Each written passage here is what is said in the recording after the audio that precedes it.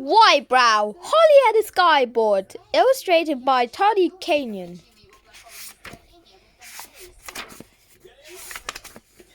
On the morning of Holly's 7th birthday, Holly got up and did her chores as usual, even for it was her special day.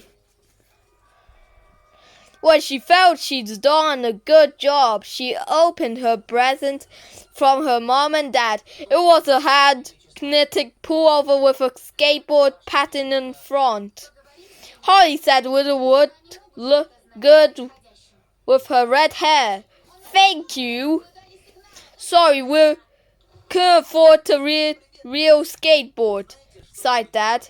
He knew how much Holly had wanted one. Her mom, there's a lovely surprise for you today. Guess what? Your cousin Richard is coming over to play with you. Won't that be nice? Holly didn't like telling lies, but her mom looked pleased. She could hurt her feelings. Just what I wanted on my birthday, she said bravely. Richard arrived in a big car driven by his nanny. He was the big rude boy with a big bottom. He was carrying the most unbelievably expensive skateboard in the whole world, all covered in fabulous stickers. He also had a very small package which he gave to Holly. Here you are, Carrot Head, he said. It's a book of stamps. Don't forget to stick one on your thank you letter, will you? Good joke. And he laughed, blah ha ha. I wish he would call me a Carrot Head, thought Holly. 5 minutes after Richard arrived, he said, This is so boring. What are we supposed to do all day when you haven't even got a tally in his stump? Why won't we go skateboarding? Holly suggested. Every night, ever since she could remember, Holly had dreamed about skateboards. In a dream, she had a skateboard with magic buttons on it. If she wanted to do a fantastic trick, all she had to do was press button. She looked lonely at Richard's skateboard, hoping that perhaps he would let her try it out. No way, Richard snapped. I bet you haven't even got a skate park here on anything. Holly said no, they didn't have a skateboard, but there was quite a bit of roadway.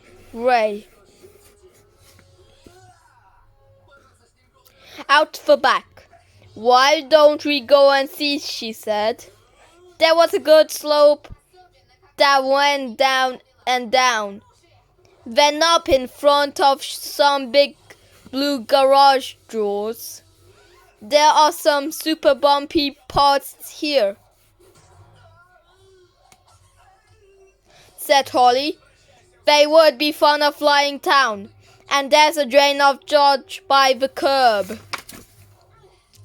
What do you know about it, girlie? Said Richard. And what does that stupid old man want?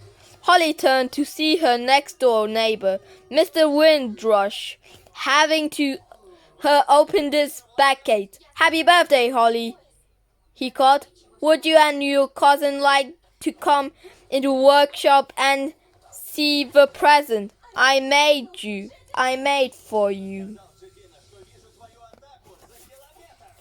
I'm not coming, shouted Richard. I hate homemade presents.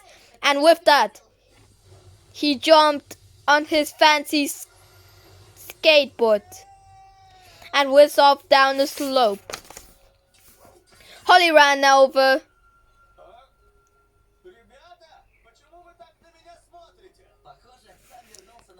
to the gate Don't take any notice of him. Mr. Windrush, she said. He's just a bit spoiled. He can't help being rude. Well, said the old man, I hope you won't be disappointed in my work. Looked very rough and plain. When Holly saw the skateboard lying on Mr. Windrush workbench, she wasn't just surprised, she was amused. She jumped just as if somebody had popped out from behind the sofa and shouted, "Hey!"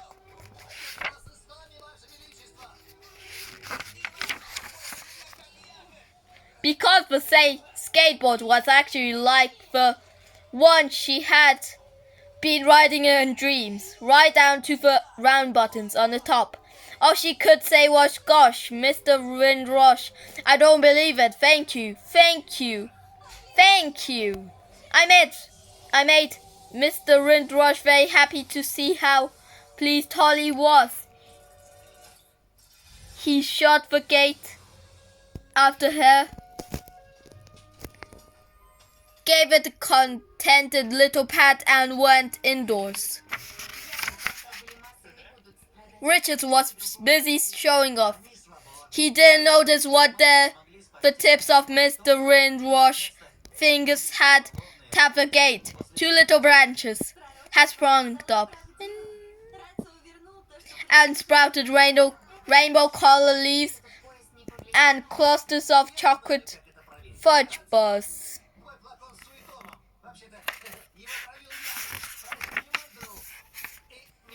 "What a piece of junk," laughed Richard when he saw Holly's new skateboard. Holly took no notice. She lied on her skateboard and enjoyed the love-curly feeling she got it. Picked up speed down the slope. 2 pieces, shouted Richard. "Watch me and I'll show you can do on a real skateboard." He turned his hat round and showed Holly how he did standies, kneelies, wheelies, and jumpies. He went really fast, and he never fell off notice.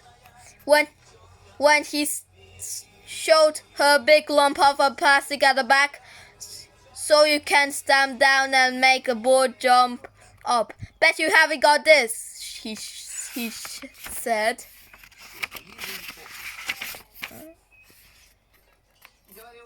"I haven't got any plastic, but I have got these special buttons," said Holly. She got off her board and pointed to the flower-round steel buttons. She said in the word. Richard laughed and said they were just squirrel heads. "They told the reals to the board carrot cake," he scoffed. "Anybody got those? They're not special look." He dressed down hard one of his and showed her the white cross shape. Then the squirrel head made in his fingertip. Holly had been thinking. Her birthday skateboard looked exactly the same as her dream skateboard, but perhaps it wouldn't do the things in real life.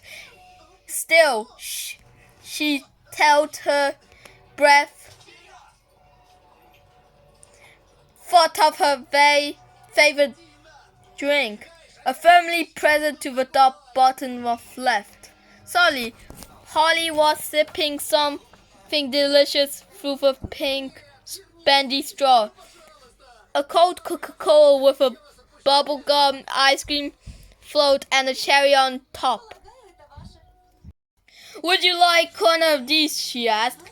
Richard was so surprised. He fell flat on his big bottom. "Give me one," he shouted. "Please," said Holly.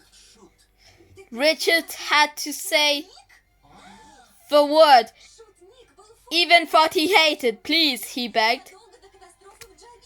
Holly pressed the button again and quick as flash, Richard had a paper cup full of the most wonderful drink he had ever tasted, cold and fizzy with a real big scoop of the best bubble gum ice cream ever. Would you like one of these?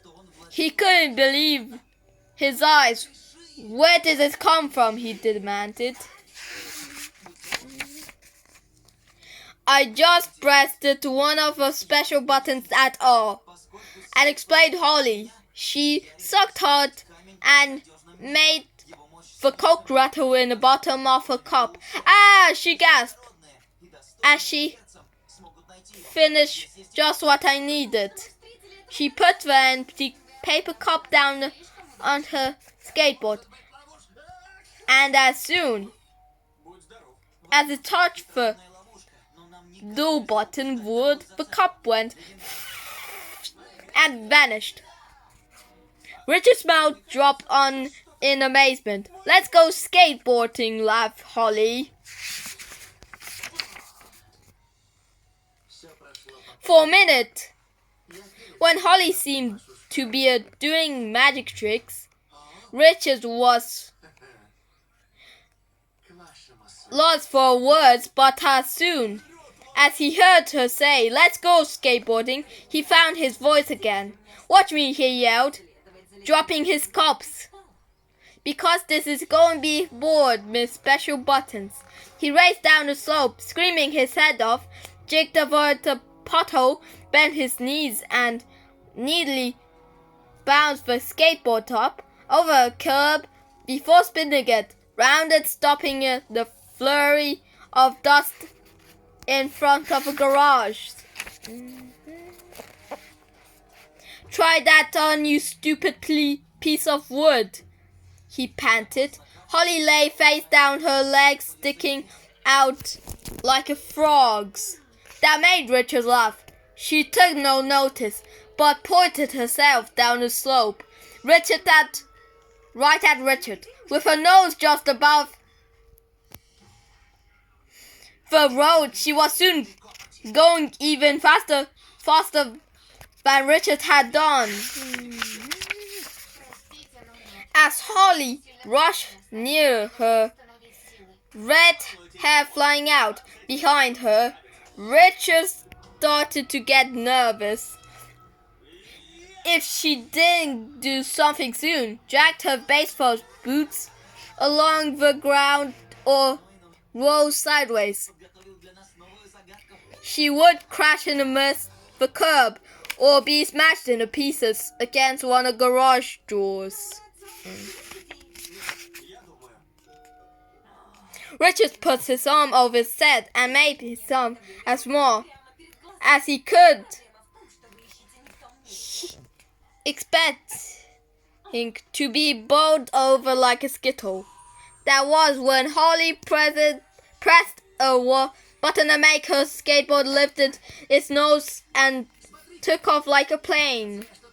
It rose smoothly over roofs of the garage and then soared lighter to skim the tops of some trees. Holly looked down at the couches below, shrunk to the size of a toy. Richard looked no bigger than an earwig. Holly pulled out the nose of a skateboard and looped the roof. Then she leaned, swooping down and snatched a black and white feather from an empty magnetized nest and stuck it in her hair. Pink smoke came out from a pack of a skateboard, and she wrote her name in Joy Love License in the sky. Then she dived and landed expertly on the road before rolling down to where Richard was still glued to the spot. Let's go and have some lunch now, shall we? Holly said, cool as a Coca-Cola with a bubblegum ice cream float. Oh, through lunch, Richard sat looking at a magpie feather in Holly's hair and wondering how he could get the magic skateboard off her. Finally, he had a very cunning idea. When the car came for him, Richard ran over Holly's arm and gave her a big kiss, which he had never done before, and said thank you very much for having me, which he had never done before. And he said, before I go, I would like to give Holly my fabulous expanded skateboard, and I just had her ugly old home-made one. How about that? Holly was too surprised. Answer, as for her mom or dad, they thanked Richard for coming, thinking what a lucky girl Holly was to such a generous cousin. Holly wanted out to garden with Richard's skateboard and sighed a sad sigh. What's the matter, Holly? Came out a voice from the other side of the fence. Have your cousin left out? I hope you won't be upset, Mr. Windrush, sniffed Holly. But Richard's taking a lovely skateboard you made for me and left me his. I'm not all upset, Holly, said Mr. Windrush. As a matter of fact, I'd say you made a jolly good swap. Maybe I'll have a closer look. Holly passed over the fence. Mr. Windrush held it just the tips of his fingers, touching like a beauty, smooth wood, and feeling the cool metal strip along its edge. Why did he dream of a skateboard? He smiled as he handed back when she took in her arms once more. Holly was surprised to notice that his 4 round steel buttons went the screw heads had been. Happy skateboarding, Holly, said Mr. Windrush. Meanwhile, out on Monterey, there was a big traffic jam. And in the middle of a big traffic jam, there was a big car and a back seat of a car between. There was a big rude boy at a big bottom, and the big boy with a big bottom let out a scream, because no matter how had he pressed the button of his home-made skateboard,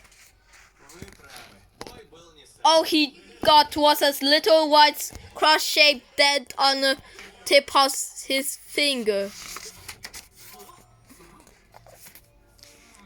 On her 7th birthday, Holly gets a present for her dreams. The end.